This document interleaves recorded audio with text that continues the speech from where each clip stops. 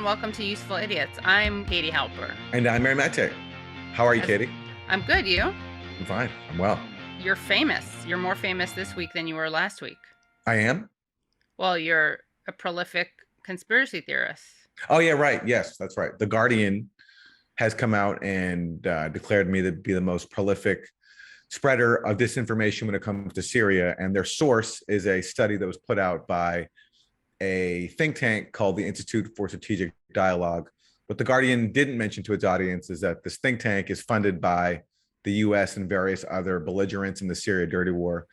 And this think tank, the ISD, did this study in collaboration with something called the Syria Campaign, which is funded by a oil tycoon who happens to be also a major funder of a major Syrian opposition coalition. So basically, a report that is heavily biased doesn't like the work I'm putting out on Syria and wants to have it essentially silenced. That's the message of the reporters. They want social media to crack down on voices like mine.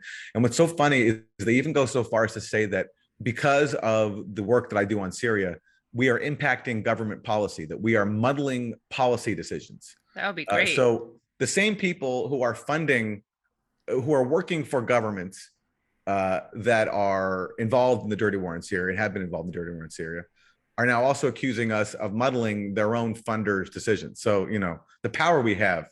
Wow, that's awesome. Yeah. So, Aaron, what was it like when the Guardian journalist who wrote this piece contacted you for a comment, which is standard practice when you're writing a piece about someone, right? Yes. Well, what's his name? I think it's Mark Townsend. Yeah, he did not contact me. He didn't contact you. Wow. No. Well, what were some of the most damning examples that they gave of you spreading conspiracy theories, which obviously would be a major focus of the piece? Yes. Well, the Guardian doesn't identify a single case of me spreading conspiracy theories or disinformation because the report he's basing his article on also doesn't identify any cases of me spreading disinformation or conspiracy theories. They cite some examples of my work, a couple. One of them, they don't even characterize it properly. But anyway, they don't even argue in the study that what I'm saying is false or a conspiracy theory because they can't. They actually can't challenge what I say on the merits because basically the vast bulk of my work on Syria has to do with the OPCW cover-up scandal. And all of my work on that is based on leaked documents from the OPCW. And so since they can't challenge me on the merits of what I'm saying, they have to accuse me of spreading disinformation, which they can't substantiate, and call for my censorship. So that's what this is all about, is trying to get me silenced. Well, it's great because they're kind of showing, not telling, what we were talking about last week with Paul Mason. And, you know, he was announcing, and we saw emails announcing that they were going to try to go after the gray zone. So maybe this is part of their campaign. It's just an example of what we were saying. I mean, we don't know for sure if Paul Mason was involved in this, but this is certainly the type of thing that he must be very happy to see. Oh, I'm sure he's thrilled. I doubt he's directly involved, but it's all the same network of people. It's funny. The Guardian says that people like myself are a part of a network of conspiracy theorists. Right. And initially, actually, the headline in the article said that we're Russia-backed, a Russia-backed network. They took that out, I think, when they realized that was too libelous. Yeah. But the irony is that we're being targeted by a network of conspiracy theorists who are trying to paint us as Kremlin agents, even without any evidence, who are trying to say that we are spreading disinformation, even though they can't identify a single piece of disinformation. And they're all part of the same network because they all come back to the same state-funded sources, the US and the UK. All of the people who put out the study are funded in some way by the US and UK and allied governments. And they're tied to other people, and they quote other people in their study who are also funded by these same governments. So the study cites people from the White Helmets, from the BBC, from Bellingcat. Right. All these groups are part of the same network, and that network is trying to silence journalism that exposes the reality of the dirty war in Syria. It's also, they do something pretty sneaky and pretty stupid, but maybe it's smart because I feel like maybe it works. But they do something, they say like, oh, and these people often talk about the White Helmets, which then will make it so that people who see you mentioning the White Helmets will be like, aha, it's true. They do talk about the White Helmets, ergo they're conspiracy theorists, even though that doesn't make you a conspiracy theorist to mention a certain group. But it's kind of a shorthand way, I think, of trying to train people to associate this group and conspiracy theorists. Yeah, well, look, the whole thing is basically it's a psyop. they don't have any substance. They can't actually demonstrate where I say anything that's false or a Right. conspiracy theory. So they have to come up with all these grand narratives and sneaky ways to try to paint us as being nefarious.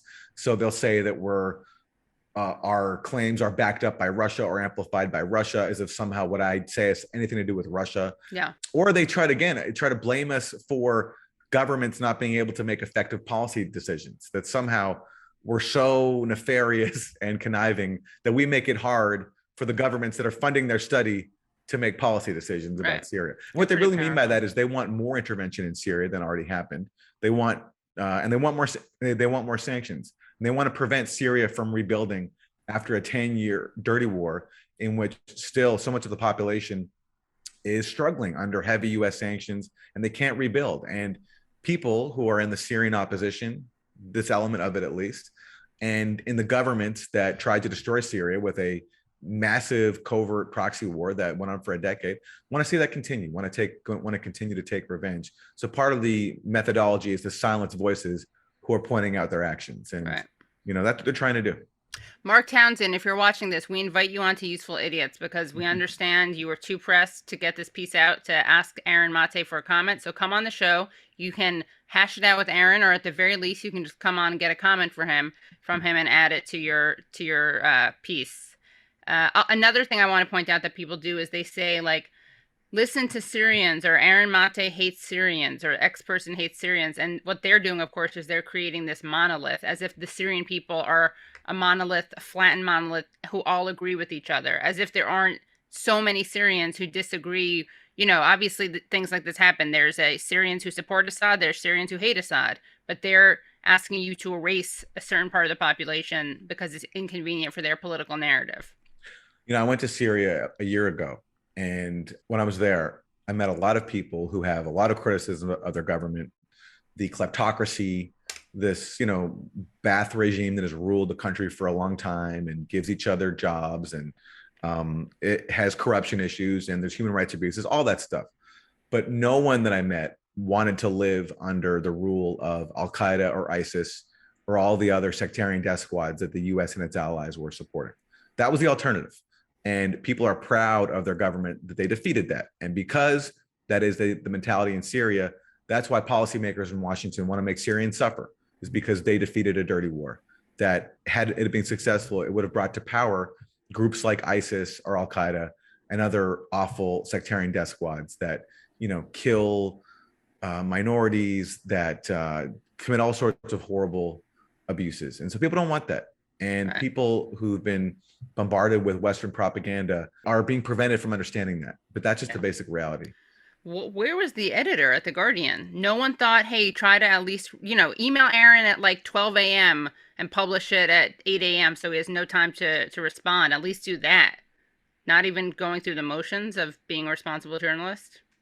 The Guardian has changed in recent years, and people like John Pilger, the Australian journalists, have spoken about this, where basically voices like his who are critical of Western hegemony have been chased out. Yeah.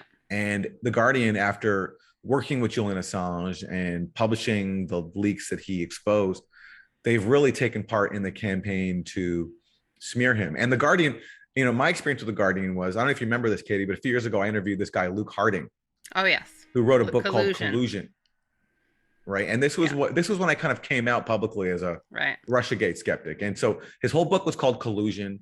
It's about a secret conspiracy between Trump and Russia. It was a bestseller. He was on all the networks given the royal treatment, NPR, Fresh Air, MSNBC, all that stuff. So he came on my show at the time when I was at this outlet called The Real News. And I interviewed him, and it was a disaster for him, I think. He couldn't defend his premise that there was collusion between Trump and Russia. And so since then, that's been basically my experience with the Guardian. And so, maybe this is them taking revenge on me. I don't know. But overall, the Guardian has changed under the leadership of an editor named Kath Feiner, who I used to know. She wrote a good play about Rachel Corrie a long time ago. But they've changed. And this is an example of that. But Aaron, you were so sneaky with Luke Harding. You asked him to prove the title of his book. You very immorally and unethically said, so where's the collusion? And then he hung up on you. That's right. He left at the end. Anyway, that's shameful. And again, all you have to do is just for your own sake, Guardian, why not try to get a quote from the guy? Get a quote from Aaron, let him say something, and then you can continue to smear him. Just for your own sake, I'm telling you how to better smear people. You want to inoculate yourself from these criticisms of being a joke. Very basic part of due diligence when you're writing an article about someone is you ask for a comment. You're here. You're All here. right. Well, should we get All to right. our Yeah, let's four get to basic it. food Our four groups? basic food groups. Yep. So we got Democrats suck. I got Democrats suck. For my Democrats suck. Oh, this is sad, but not surprising. So, a group of environmental organizations is suing the Biden administration over issuing more than 3,500 permits to drill for oil and gas on public lands in New Mexico and Wyoming. And according to the lawsuit, the drilling could result in 600 million metric tons of greenhouse gas emissions. And Jeremy Nichols of the group Wild Earth Guardian said the Biden administration is literally drilling away the climate. So, drill, baby, drill, to borrow a slogan from Sarah Palin. That's what they're doing. It's nice to see how bipartisan this is. How ruining the earth is a bipartisan effort. And they're the pro science party. They're supposed to be good on climate change. Anyway, so that's my Democrats suck. Democrats suck. All Short and right. sweet. So for Republicans suck, there was an election in Colombia and the leftist won. Yeah, Gustavo probably Petro. because I don't want to take too much credit. You guys have heard of the Katie Halper show bump. Usually that requires the candidate come on the show and then they win the election. In this case, we couldn't get Petro, but we did get Ali Vargas and Camila Escalante to come on the show. So it was a kind of indirect Katie Halper show bump or Katie Halper show bump once removed. So it was a very close election. I think we probably can all agree that the thing that pushed him over the edge was probably that Katie Halper show episode. So in winning, Gustavo Petro becomes the first leftist president of Colombia. And his vice president, Francia Marquez, is a former housekeeper and activist. So this is And an historic Afro Latina woman, and the first will be the first Black vice president of Colombia. Yeah, yeah. So this is a historic victory for Colombia. So Republicans in the U.S. are not taking this too well. And let's go to the freedom-loving, democracy-loving Ron DeSantis, the governor of Florida. And I just want to say, on behalf of the people of Florida, we watched the election results down in Colombia, and we have a lot of great Colombian Americans here in our state who were very concerned about what was going on. And I think the results of that election have been very, very troubling for people that believe in freedom in the Western Hemisphere. To elect a former narco terrorist and a Marxist to lead Colombia is going to be disastrous. And so we've stood with the people here in Florida that have ties to Colombia. We've had a great relationship with Colombia as a state. We were all hoping that the outcome would be different, but we've got a problem in the Western Hemisphere with Marxism and totalitarianism really spreading. We thought, 25 years ago, the Cold War and all this stuff, and it just keeps rearing its head. So we'll continue to stand with the people of Florida here who are passionate about freedom in the Western Hemisphere, particularly in Colombia, but very, very disappointing and very, very troubling result in that election. Wow. Thanks, Rick. Our guest today, Ryan Grimm, actually pointed out that even so far, Colombia's far right are accepting the election results. So the far right in Colombia is being more conciliatory than Ron DeSantis of Florida, who doesn't even live in Colombia and is not Colombian. And look, I mean, you can pick apart everything he said. He talks about being worried about narco terrorists. The U.S. main allies in Latin America, including Colombia, for a long time have been narco terrorists. You can go back to the 1980s and see even the CIA directly cooperating with narco terrorists in its dirty war on Nicaragua, and that's continued since. Yeah. So, but it's just that's the Ron DeSantis, who claims to love freedom and democracy, is troubled that a free election elected the wrong people. And if history is any guide, when that happens in Latin America, the U.S. does everything it can to overthrow that government. Right. Little Bay of Piglets Part 2. Bay of Piglets 2.0. Maybe he's going to launch that. Also, Paul Pasimino from Amazon Watch is suing the CIA for terrorizing Colombia in their attempt to kill Pablo Escobar. And not just Pablo Escobar, but trying to kill his lawyer's kids, all that stuff. So that's another example of the U.S. being on the wrong side of history in Colombia, and also, of course, Plan Colombia. And Hernandez, the guy who he beat, interestingly enough, said he was a big fan of Adolf Hitler. Now, Wow. to be fair, I actually think it was a question of senility, not open Nazism, because he said he meant Einstein, which is kind of funny because imagine how upset Hitler would be if he was confused with Einstein. But he was talking about, I think, Einstein. Either way, you don't want him because he's either an anti-Semite or he can't keep track of the difference between Adolf Hitler and Albert Einstein. Probably the first person to ever conflate those two people.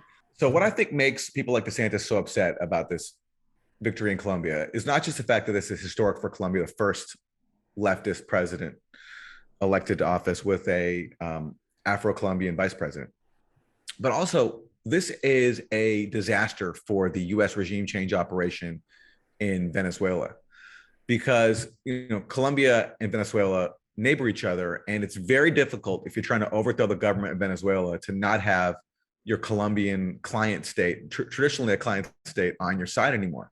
And that appears to be the case here, where this new government is not going to be going along with that. So that's what I think has people like DeSantis so upset. It's not just the horror of seeing a leftist claim victory in a longtime U.S. client state, but also what that means for the regime change operation of the U.S. in neighboring Venezuela. Right. Which also has not been going very well, where you have videos in recent weeks of Juan Guaido, the guy who the U.S. chose to be its puppet and still refers to as the interim president, even though no one's voted for him. He's been attacked by his own supporters. He's had meetings recently with his own supporters, and he's been attacked. There's been these violent confrontations. And recently, Nancy Pelosi was speaking at the Summit of the Americas and couldn't even remember who Juan Guaido was. So sad. After giving him a standing ovation at Trump's State of the Union a few years ago. So that's the state of the U.S. commitment to democracy right now in Latin America, is that its efforts to overthrow democracy are not going well. That's so unfortunate. Well, that's a pretty good Republican suck. For Isn't That Weird, I have a great story. It's really a fascinating story. It's up at the New York Post. The headline is, I was loveless before I married a rag doll, and now we have a baby. A woman in Brazil found a man who was made for her. Merivone Rocha Moraes, 37, complained to her mother about being single and stressed about not having a dance partner. In an attempt to cheer her daughter up, the mother made her a rag doll named Marcelo, according to Jam Press. When my mom made Marcelo and first introduced me to him, I fell in love with him. It was love at first sight. It was because I didn't have a forró dancer. I would go to these dances, but wouldn't always find a partner. Then he entered into my life, and it all made sense. They've been in a romantic relationship since the day they met, which is good because sometimes, it takes a while to get the chemistry right. But look at that. You can just see from this photo. Now, for people who are just listening and not watching, there's a woman in a wedding dress who is the, of course, protagonist of the story. And the other protagonist is her ragdoll, who's wearing a tux, although no tie, which is kind of weird. And he has a mustache, nice blue eyes, nice brown curly hair. There's some other photos, a little racy. You may wonder what happened. Why did they get married? Well, Aaron, I don't mean to blow up anyone's spot, but it was a shotgun wedding. They got married after she discovered she was pregnant. Oh, really? Wow. Okay. Yeah. He is a man I've always wanted in my life. It's true Marcelo got me pregnant. He didn't take care of himself and he didn't use a condom, she claimed. He got me pregnant. I took the test. I was positive. I couldn't believe it. Not wanting a baby out of wedlock, the couple decided to make things official and got married. Well, congrats to them. Oh, look. Congrats to them. Are we going to see a picture? Oh, look at that cute baby. That cute Look at that baby. It looks just like him. Sorry, it's always so unfortunate when the woman who does the labor and goes through all the birth pangs and all the pain and gets stretch marks and everything, and then the kid doesn't even look like you. And here we see very clearly it has the father's curly hair, fabric-like face. Mm-hmm. He's very handsome. He's very handsome, yeah. So we're very happy. I mean, it is a little stressful for her being the sole breadwinner. Yeah, that's right. A ragdoll can't really do too much work, but also like around the house too. I mean, who's going to be like, can the ragdoll be washing dishes? Probably not. No, but maybe he could actually clean the dishes with his own body. There we go. There we go. We just saw, so he must be great around the house. Literally around the house. You just use him to, clean some schmutz up and yeah. Well, that's how to make a relationship work. Yeah. We could all learn a lot from them. Yeah. Well, congrats to them. Yeah, congrats to them. Okay, so for Isn't That Terrible, we're going to use something that really could have gone under our category of Republicans suck, but we had to go with that DeSantis clip about Columbia because that was so Republican sucky. So for Isn't That Terrible, we're going to go to another Republican and another one of these crazy ads where these Republicans love to fantasize about shooting people in their ads. And this is a Republican candidate named Eric Greitens, and he's going after what he calls rhinos, which is Republicans in name only. I'm Eric Greitens, Navy SEAL, and today we're going rhino hunting. He's holding rhino a rifle. Feeds on corruption and is marked by the stripes of cowardice.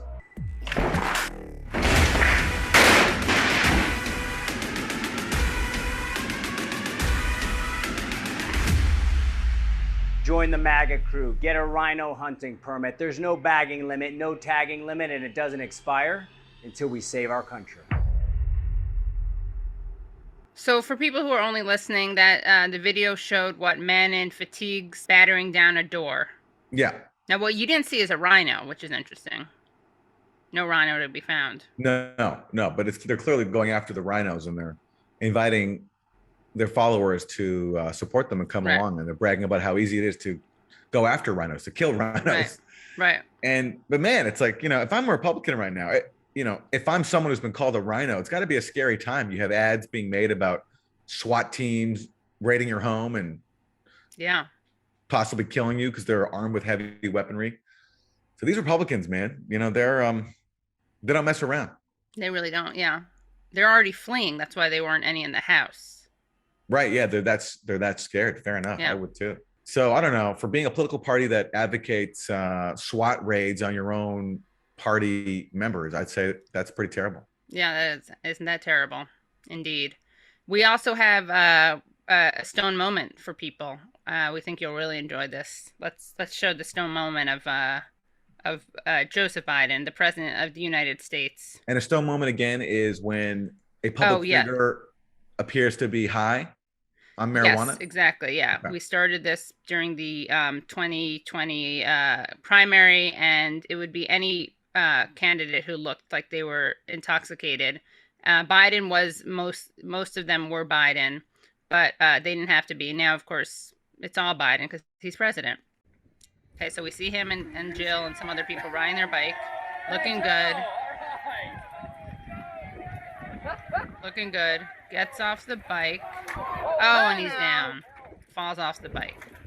People come over to him. Now, this was a terrible moment for his image, I think. Now, it could have happened to any of us. I've fallen off a moving bicycle, so far be it from me to criticize him. But again, I wasn't the president of the United States, facing a lot of questions about my age and mental acuity. I mean, people fall off bikes. It's just Joe's had a lot of clumsy moments, so this is just adds to his gag reel. But I've seen some Democrats basically retorting by saying that, well, at least Joe Biden can ride a bike. Their guy, Trump, has never been videoed riding a bike because they claimed he couldn't even ride one. He's not physically capable of doing that. I have no idea if that's true or not, but that's where we're at. It's the bicycle wars. It's the bicycle wars. Yeah. I always said that, people. What we should have done when Bernie should have challenged, everyone, including Biden, but certainly Trump, to a basketball game. You think Bernie would have won? Oh, of course. Are you kidding? Have you seen him? He scores baskets. He scores. Yeah. When they say Bernie would have won, is that what they're referring to? The Bernie maybe Trump in a basketball game? Okay, yeah. Right. Bernie would have won a basketball game. Well, we have a great interview coming up for you.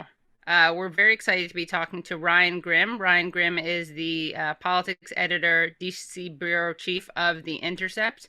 And he has a great article out at The Intercept called Elephant in the Zoom.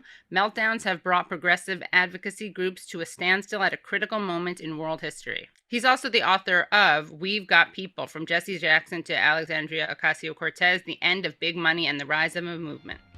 So without any further ado, let us bring in Ryan Grim.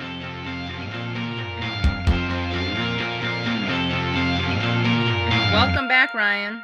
Good to be back. Thanks for joining us. So we want to have you on to talk about this piece that you wrote called Elephant in the Zoom. Meltdowns have brought progressive advocacy groups to a standstill at a critical moment in world history.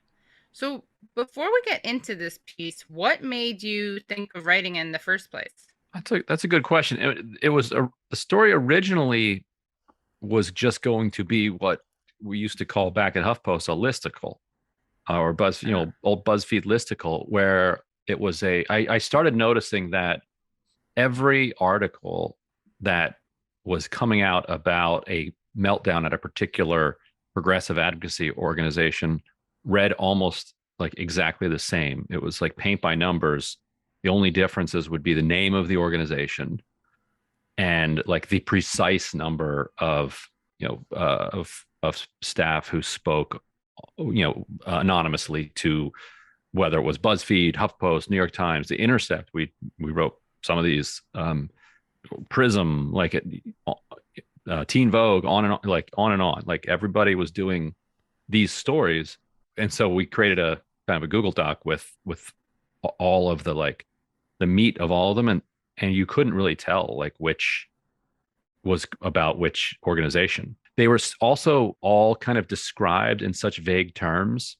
If you would read the accounts of what went on in these organizations, they would say that 12 staffers who asked for anonymity to speak openly about the culture within the Audubon Society say that it's a kind of white supremacy dominated culture, rife with misogyny and on and on. Like you could basically copy and paste these paragraphs and move them from one story to another and just replace which organization was talking about. And they never ended up getting into the specifics really of what in particular happened.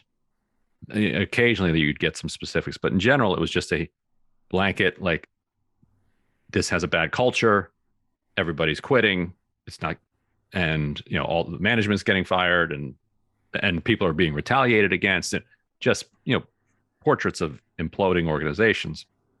And at first, we were just going to do a listicle that put all of these together, just to say, like, wow, look at this phenomenon. Look, it's happening everywhere in the same terms, whether it's, like I said, the Audubon Society or Planned Parenthood or ACLU, whatever it is. But then the story needed an introduction. Obviously, you can't just like slap it up there. And then the introduction required, more context for what was in the introduction. And then that context, required more. And, pretty soon the introduction had ballooned into its own kind of 10,000 word piece. And we just incorporated those articles that had been written at other outlets into the piece. And that was deliberate. Like the point was not to relitigate and re-report a lot of these specific meltdowns, but to rely on the reporting and the language from those other papers, BuzzFeed, Us, etc., because those are artifacts too of this time period. Like the Prism article, I'd never heard of Prism before, but it's a kind of a nonprofit that's connected to Daily Kos and gets some foundation funding that covers kind of the social justice world. And they did this long piece about the Guttmacher Institute, and that piece itself is an interesting artifact of this moment.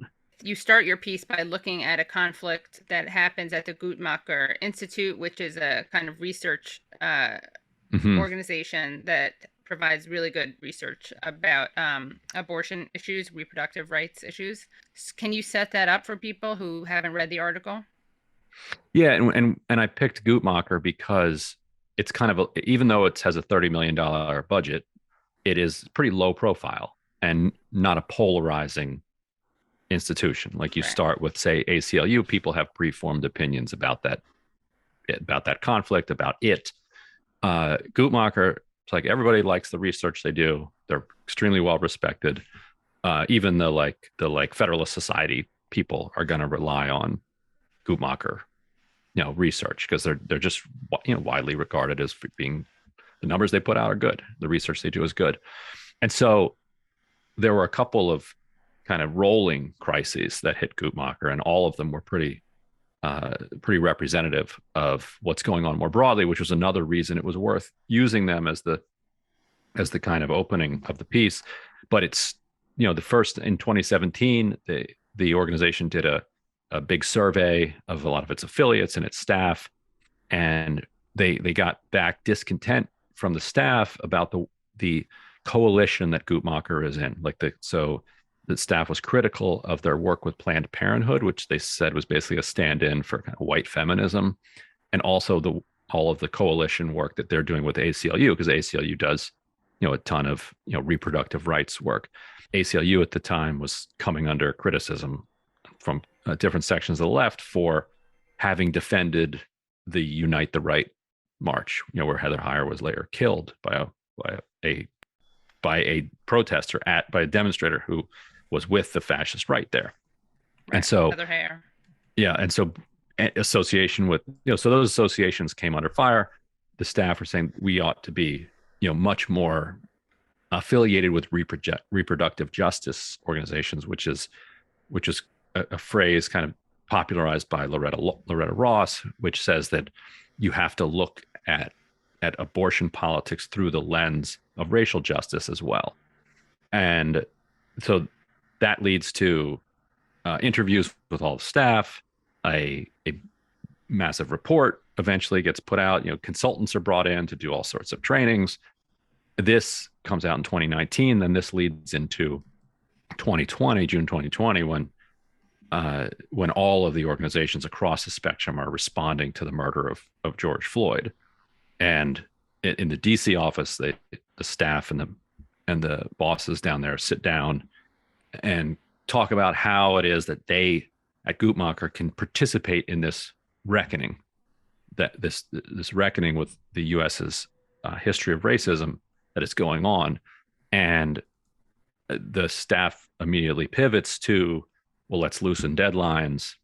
Let's allow, unlimited leave without unexcused paid leave, unlimited. Let's do more diversity, DEI trainings in the workforce.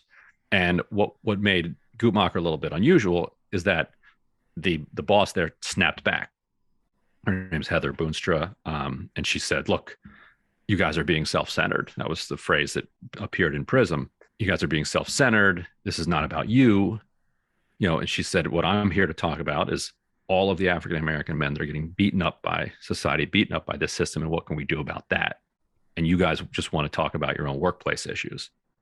And so that leads to complaints to HR, to the board, and it leads to a very long story in Prism, this news outlet, about how Boonstra and the management are creating this like toxic white feminist culture that is destroying Guttmacher. But then the investigation finds that no, this was not a case of discrimination. This was a case of two people disagreeing with each other and refashioning their disagreement in social justice terms.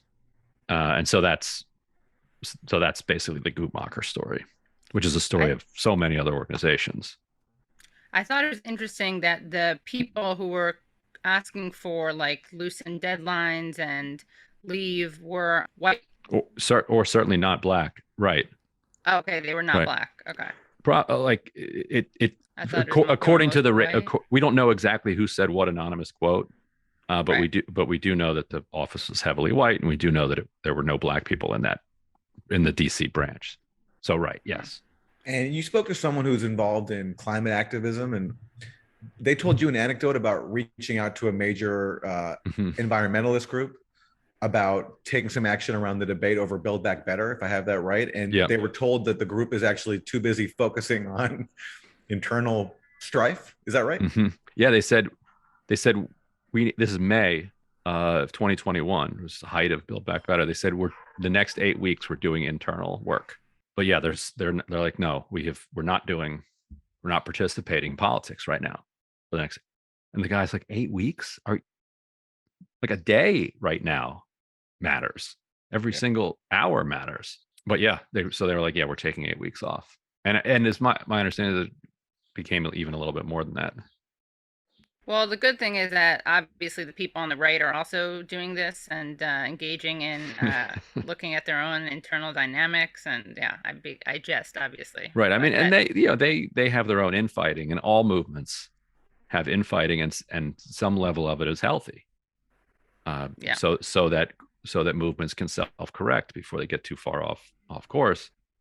Some of it obviously is not healthy, and you're right. Like they have their, to borrow the phrase they've stolen from the Civil Rights Union, they've got their eyes on the prize. Like Hmm. they're gunning for power. So let me put you some critiques I've seen of your piece, which is that, so one takeaway from the article is that, all this internal strife has hobbled the progressive movement. And so one criticism I've seen you get is that, well, there's no evidence that even absent this internal strife, Right.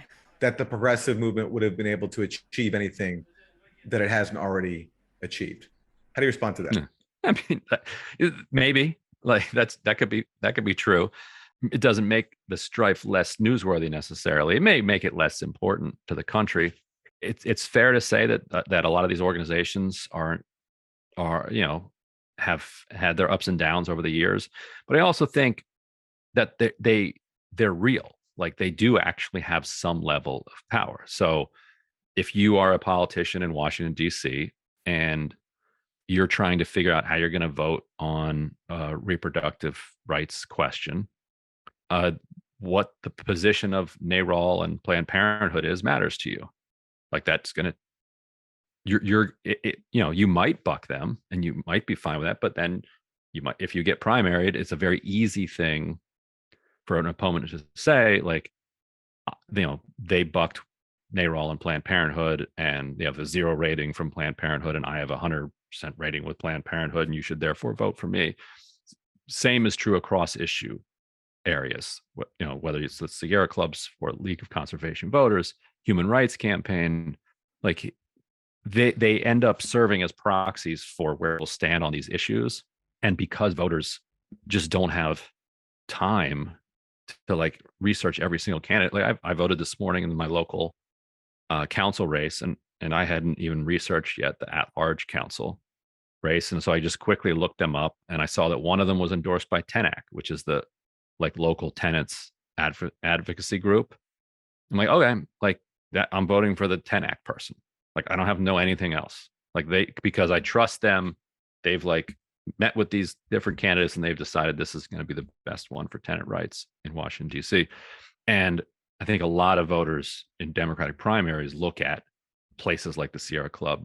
Now, it's also true that they can be a sponge for energy, and the internet has kind of upended that. So prior to say like the 2000s, the groups like Sierra Club, NAACP, these major kind of progressive nonprofits had such close access to these politicians that it's true that that the way that they came down on an issue, or whether they endorsed you or not, could be decisive to you, but they weren't pushing very hard at all. Like they were captured. Jane Hampshire called it in 2009 and 10 during the Obama years the veal pen. So it did go both ways. Now it was slightly broken up for a while by the internet because people who cared about issues could bypass these gatekeeping nonprofit organizations, and they're starting to absorb a little bit more of that, absorb it back into itself, like the way that the ecosystem works. So I mean, there are plenty of like interesting analyses and criticisms of kind of nonprofit industrial complex in Washington D.C., but this story kind of doesn't grapple either way with those. It just says let's assume that you think an organization ought to function. Take that for granted, and then ask the question: are they functioning? What a crazy concept, an organization functioning. Yeah. I mean, you could say like it doesn't matter if they function, and you might be right, which is wild, right. which I think is related to their dysfunction, because they don't have any outputs. Like they don't have any, like, at least with say media companies, which have gone through this very similar types of turmoil. you saw, while I'm editing the piece, like the Washington Post is completely melting down over very similar dynamics.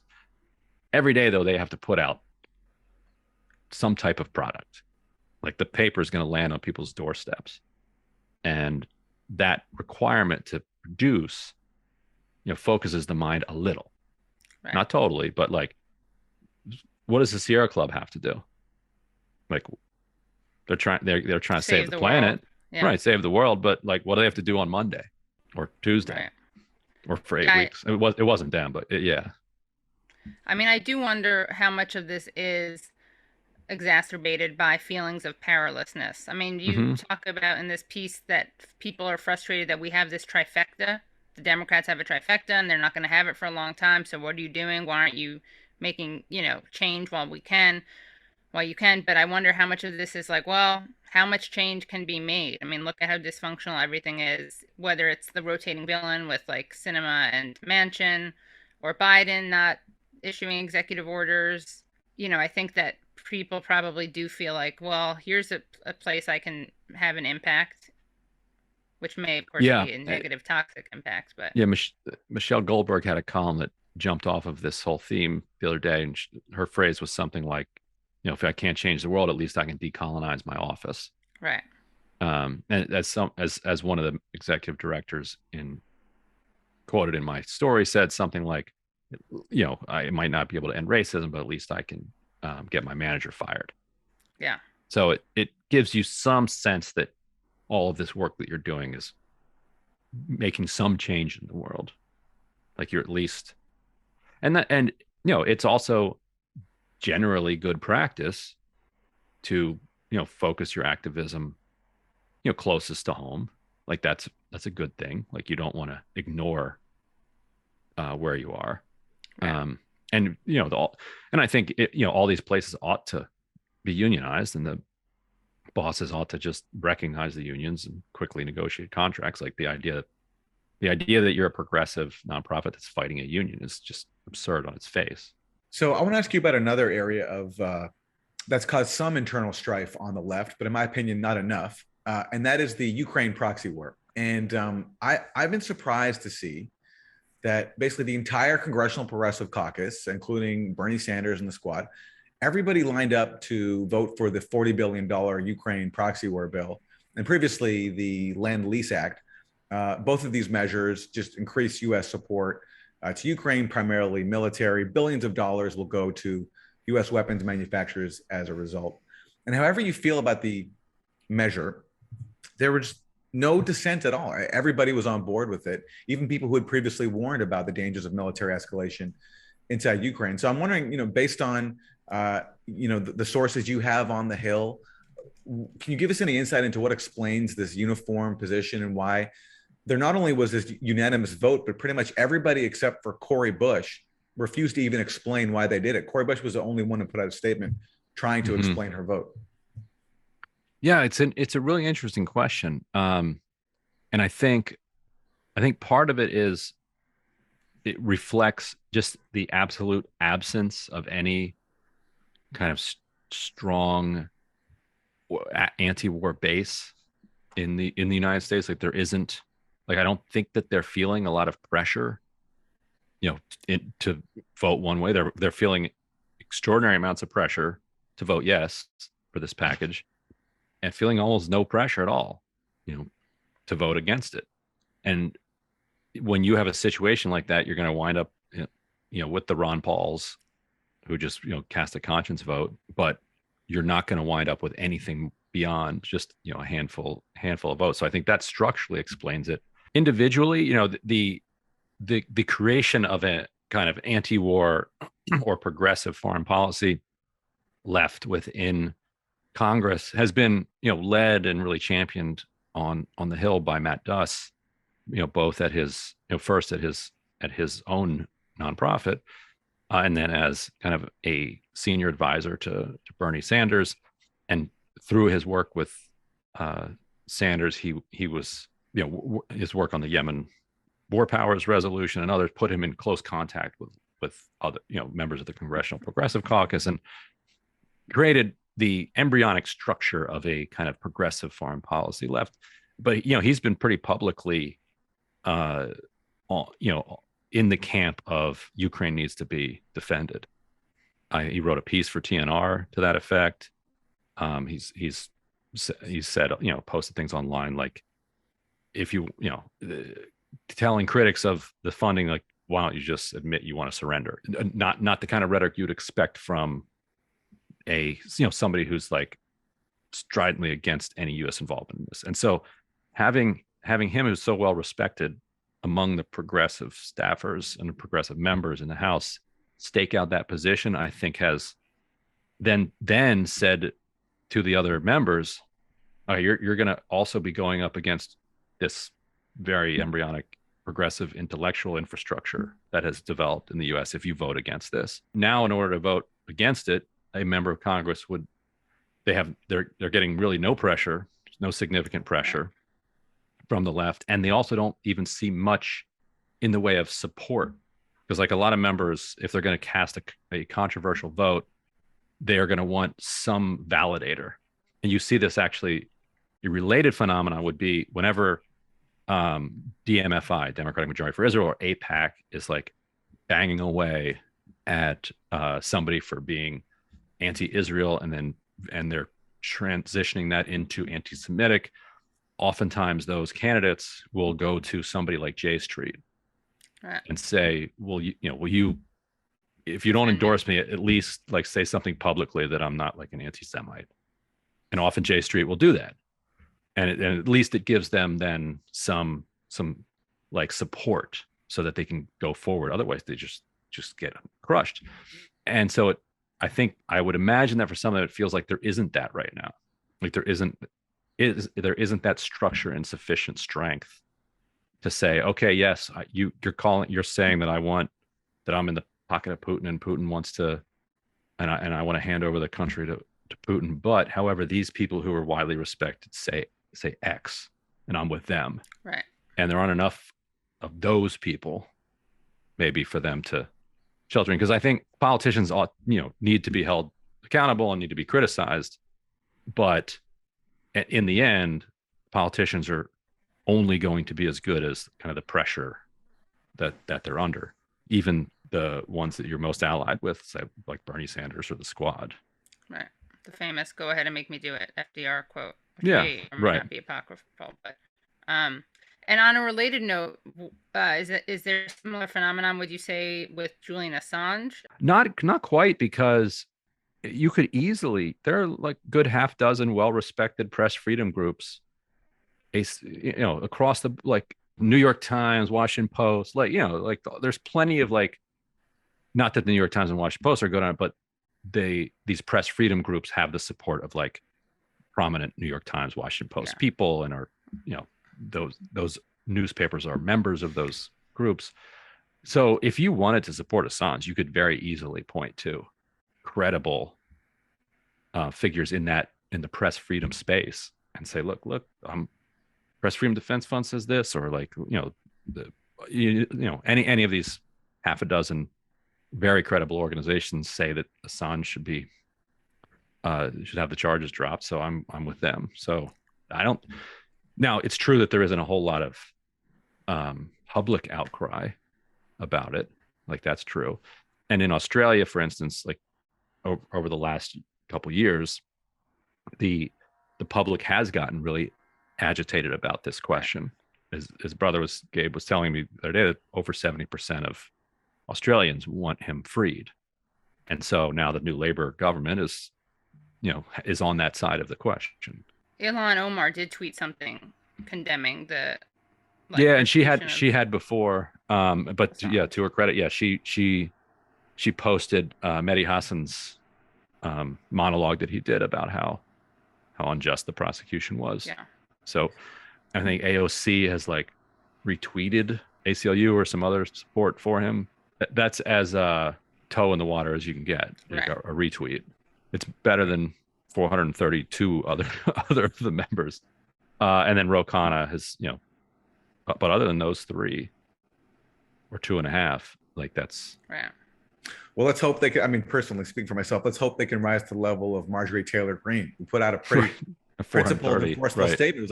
It was like multiple tweets, which I think is just hilarious that she's outflanking certain people on issues like Assange. But anyway, Do you have any before we go? Just any prediction on what is going to happen with Assange? Gabe was saying that this could move much faster than people think. I would trust him on that. That he thinks that, there's 14 days to appeal, and they're going to appeal, or I guess down to 10 days or whatever now. They have very little hope in the appeal. That he says that the UK has made it extremely clear that they're done with this. They don't want this political problem on their hands anymore. And so it could be in a matter of months that he's sent over. And you've actually met Julian Assange. I met him in 2012 I think it was 2012 in the embassy. Yeah, which is, you ever been over to that embassy? No. Yeah, it was tiny, like it's like a 3-bedroom flat, and he had 1 bedroom plus then access to the lobby area, which was its own form of torture. And it was surreal. It's like a block from the like luxury shopping, like London's like luxury shopping area. So strange to see like all these police cars like monitor, and they had the police outside that embassy for a decade or whatever, just in case he hopped on over to do some luxury shopping. Yeah, I'm not sure if you can convince any of your fellow journalists. Doesn't seem easy. Yeah, they're like the UK. Like, everybody they just want to pretend it's not happening, and then the DOJ wants to lock them up. And why do you think that is? A part of it, I think, is, and I think a lot of this is subconscious. Like, I don't know how thought through it is, but if they can convince themselves that he is different than them, then A, he didn't scoop them on all this stuff. Right.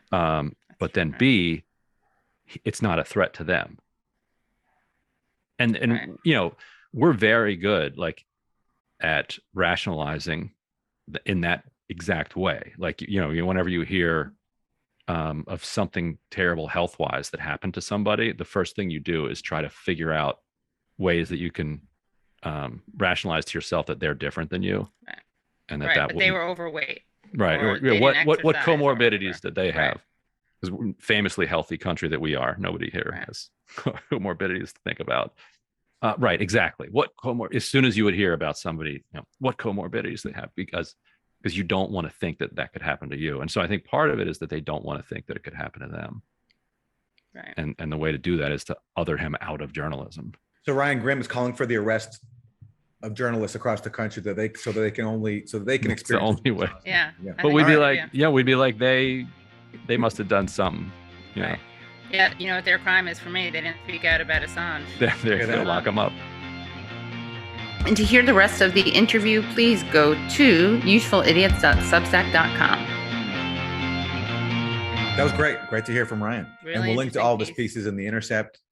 And I'll also link to an article that I wrote in response to Matt Duss, who we discussed, who is, according to Ryan, leading the charge amongst the progressives to extend the proxy war in Ukraine. So I'll post the response that I had to him, because Matt Duss in his article attacked the gray zone, which I work for, basically calling for us to be ignored. He says dealing with us is a waste of time. And I think his name calling is a waste of time, but I don't think engaging with his arguments are a waste of time. So I wrote an article responding to Matt Duss, which we'll link to.